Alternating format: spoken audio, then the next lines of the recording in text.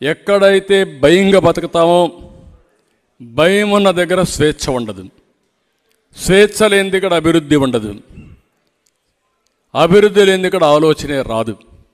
ఎందుకంటే ఆలోచన చేసిన ఆచరణ చేయలేం కాబట్టి ఇంకా ఆలోచన కూడా చచ్చిపోయే పరిస్థితి వస్తుంది. అందుకే నేను ఒకటే మిమ్మల్ని కోరేది, ఈరోజు ఇన్ఫర్మేషన్ టెక్నాలజీ వచ్చింది. ఒకప్పుడు నన్ను ఇన్ఫర్మేషన్ టెక్నాలజీ వచ్చినప్పుడు ఎగతాళి చేశారు. ఈరోజు ఒక్కొక్క ఊర్లో 10 మంది నుంచి 100 మంది 200 మంది విదేశాలకు వెళ్ళి బ్రహ్మాండంగా రాణిస్తున్నారు. దానికి తోడుగా ఆర్టిఫిషియల్ ఇంటెలిజెన్స్ వస్తూ ఉంది. ఆర్టిఫిషియల్ ఇంటెలిజెన్స్ ఎవరైతే అడాప్ట్ చేసుకుంటారో డెసిషన్ మేకింగ్ కూడా 95 నుంచి 100% బెటర్గా చేసే పరిస్థితి వస్తుంది.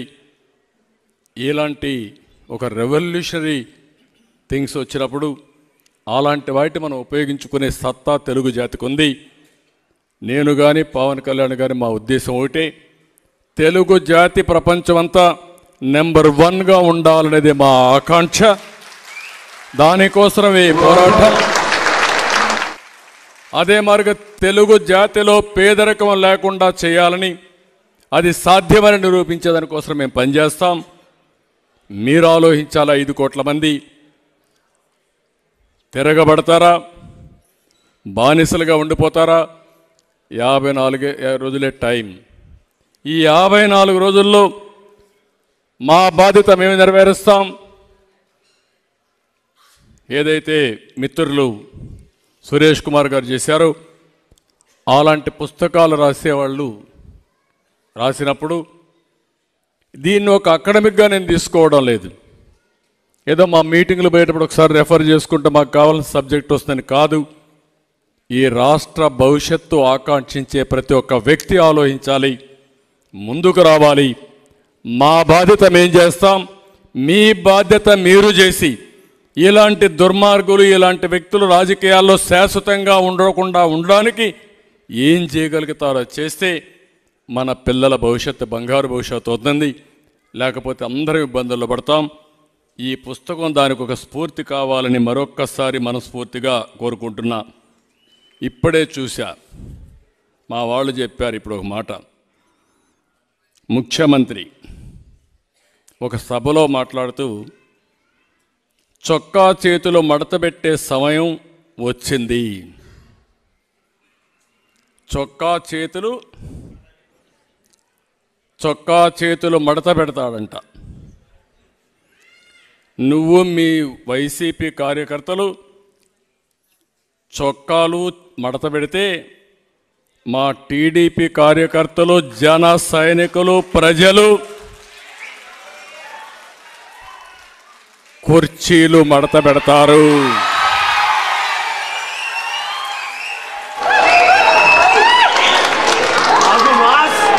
మళ్ళీ చెబుతున్నా,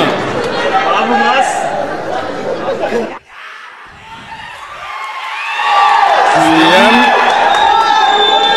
ఈరోజు సభలో మాట్లాడుతూ చొక్కా చేతులు మడత పెట్టే సమయం వచ్చింది. నువ్వు మీ వైసీపీ కార్యకర్తలు చొక్కాలు మడత పెడితే మా టీడీపీ కార్యకర్తలు, జన సైనికులు, ప్రజలు కుర్చీలు మడత పెడతారు. అందరూ కుర్చీలు మడత పెడితే ఏమవుతుందో తెలుసా? జగన్ రెడ్డి నీ కుర్చీ లేకుండా పోతుంది. నువ్వు ముఖ్యమంత్రి హోదాలో ఉన్నావు. ఎన్నికలంటే ద్వంద్వ యుద్ధం. చొక్కాలు చేతులు కుర్చీలు మడత పెట్టడం కొట్టుకోవడానికి కాదు. ఆ విషయం గుర్తుపెట్టుకొని ప్రవర్తిస్తే మేము కూడా గౌరవంగా ఉంటాం. కబద్దార్, జాగ్రత్తగా ఉండమని మరొక్కసారి సభ ద్వారా హెచ్చరిస్తున్నా. మంచికి కూడా హద్దులుంటాయి.